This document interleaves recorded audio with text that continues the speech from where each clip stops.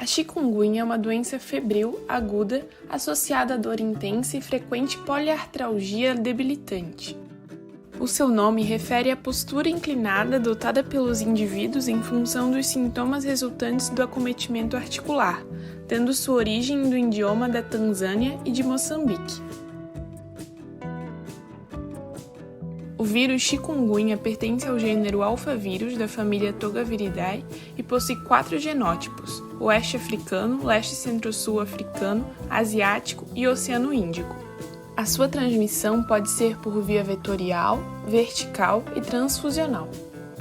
A principal forma é a vetorial, por meio da picada da fêmea infectada do mosquito Aedes aegypti e Aedes albopictus.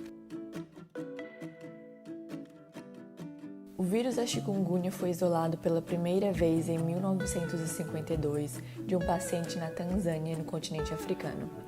Trata-se de uma doença cuja distribuição geográfica engloba a África, Ásia e América do Sul, regiões tidas como áreas endêmicas. Entretanto, apesar de haver o reconhecimento dessas áreas endêmicas, a chikungunya é uma ameaça à população que vive em áreas tropicais com características sazonais, as quais favorecem o desenvolvimento do vetor. No Brasil, os primeiros casos autóctones foram identificados em Oiapoque, no estado do Amapá, e em Feira de Santana, na Bahia, em setembro de 2014. A realidade brasileira favoreceu a introdução e a expansão do vírus, devido ao clima, à alta dispersão vetorial, ao amplo fluxo de pessoas e à suscetibilidade da população à infecção. Além desses fatores, o Aedes aegypti pode ser localizado em mais de 4.000 municípios brasileiros e o Aedes albopictus em 3.285, o que facilita ainda mais a disseminação do vírus e da doença no país. Sobre o perfil epidemiológico da população brasileira estudada, verificou-se o predomínio da faixa etária de 20 a 39 anos nas notificações, seguido por indivíduos de 40 a 59 anos e menores de 19 anos de idade. Além disso, entre todos os notificados, foi observada uma maior proporção de pessoas do sexo feminino, assim como indivíduos da raça ou cor parda. Com relação aos casos de chikungunya por regiões do Brasil, entre os anos 2017 e 2019, foi observada uma maior prevalência nos estados do Nordeste e Sudeste. De 2017 a 2019, mais de 500 mil de casos foram notificados. Entre este período, o ano de 2017 foi o que mais teve notificações, com 247.662 casos, e 2018 foi o que teve menos, com 118.779. Com relação ao estado de Santa Catarina e considerando o mesmo período, o total de casos foi de 1.491, sendo o ano de 2019 o primeiro em número de notificações, com 684. Tendo em vista o total de casos do estado nesses 3 anos, os municípios de Balneário Camboriú, Florianópolis e Itajaí foram os que mais se destacaram quanto à soma de notificações, com 323, 313 e 174, respectivamente. A patogênese é dividida em 3 estágios: intradérmica, sanguínea e de órgãos-alvo. No primeiro, o mosquito pela picada introduz os vírions a nível intradérmico e estes entram nos capilares subcutâneos. Nesse local, ocorre uma replicação viral local ao nível das células suscetíveis, como fibroblastos, células endoteliais e macrófagos. Mais tarde, passa para os nódulos linfáticos locais, onde também ocorre uma replicação. A partir daí, o vírus é drenado através do ducto torácico para a corrente sanguínea, até então atingir os órgãos-alvo, fígado, músculos, articulações e cérebro. Dessa forma, a fase aguda está associada à viremia, isto é, sintomas clínicos que refletem a carga viral e o início da imunidade inata, estando relacionada com elevado nível de citocinas pró-inflamatórias, tais como alfa-interferon e L6, entre outras. O período de viremia no homem pode perdurar por até 10 dias e geralmente inicia-se 2 dias antes do aparecimento dos sintomas. A infecção induz uma resposta maciça de células inflamatórias, que migram para o tecido sinovial de pacientes infectados, induzindo inflamação, o que explica a persistência dos sintomas articulares com dor intensa e artrite.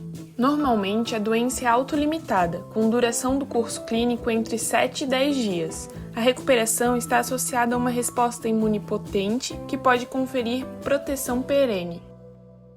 Mas em alguns casos, os sintomas crônicos podem persistir após a eliminação viral do sangue, porque um reservatório viral ativo pode persistir nas articulações. Por fim, a fase crônica parece estar relacionada à persistência do vírus ou de seus produtos nas células-alvo, que causam hiperplasia sinovial importante. A doença no paciente pode evoluir em 3 fases: febril ou aguda, pós-aguda e crônica.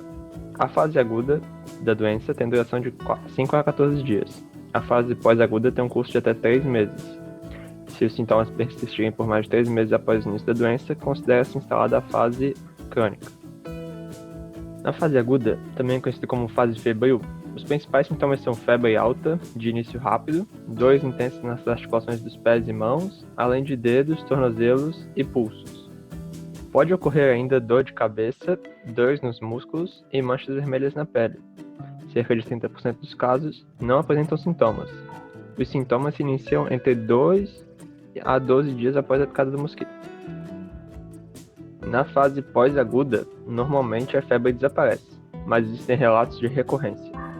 Pode haver melhora na artralgia, com ou sem recorrência, persistência ou agravamento desta, incluindo poliartrite distal, e tenossinovite hipertrófica pós-aguda das mãos e dos tornozelos.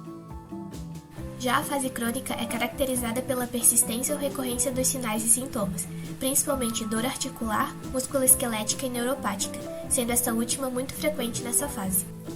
Os principais fatores de risco para a cronificação descritos até o momento são idade acima de 45 anos, artropatia pré-existente e maior intensidade do quadro na fase aguda. E ainda podem ocorrer casos da doença com manifestações atípicas, caracterizadas pelo surgimento de manifestações clínicas menos frequentes que estão relacionadas ao maior risco de evolução para o óbito. Durante a fase aguda da doença, as alterações laboratoriais são inespecíficas.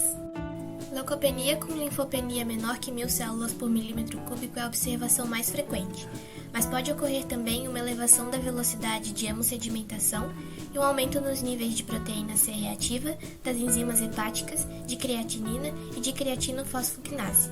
O diagnóstico laboratorial da infecção pelo vírus pode ser realizado de forma direta, por meio do isolamento viral e da pesquisa do RNA em diferentes amostras clínicas, ou de forma indireta, através da pesquisa de anticorpos específicos. As principais amostras clínicas usadas são sangue, soro ou líquido cefalorraquidiano em casos neurológicos. Em casos fatais, pode ser feita a RT-PCR a partir de fragmentos de órgãos. Para a pesquisa do RNA viral, as principais técnicas moleculares utilizadas são a RT-PCR, que é a reação em cadeia da polimerase por transcrição reversa, e o QRT-PCR, que é a PCR em tempo real. Essas técnicas proporcionam um diagnóstico rápido e sensível, que permite detectar o ácido nucleico viral até 8 dias após o aparecimento dos sintomas. É preciso destacar que essa ferramenta é importante para o diagnóstico precoce da infecção, não tendo utilidade a partir do 8º dia dos sintomas. Para a pesquisa de anticorpos específicos, as principais técnicas disponíveis são ELISA e o teste imunocromatográfico do tipo POC, Point of Care. Esse teste imunocromatográfico é considerado de triagem. Assim, quando o resultado é positivo, uma nova amostra precisa ser coletada para confirmar pelo método ELISA. Existe também o método de sorologia pareada, no qual 2 amostras são coletadas, a primeira na fase aguda da doença e a segunda 15 dias depois. Nesse teste, o aumento de 4 vezes o título dos anticorpos demonstra reatividade específica.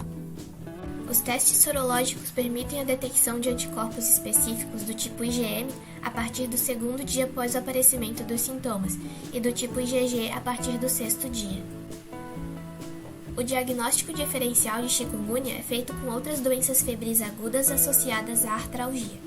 Atualmente, o principal diagnóstico diferencial durante a fase aguda é a dengue, mas outras doenças também devem ser consideradas. como a malária, a leptospirose, a febre reumática e a zika. Para isso, devem ser considerados alguns fatores como febre e o seu tempo de duração, a presença de rachos cutâneos, mialgia e artralgia, a intensidade da dor articular, a presença de edema nas articulações ou conjuntivite. Até o momento, não há terapia antiviral específica para o tratamento desta arbovirose. O que é adotado é a terapia de suporte e analgesia de acordo com a escala da dor do paciente.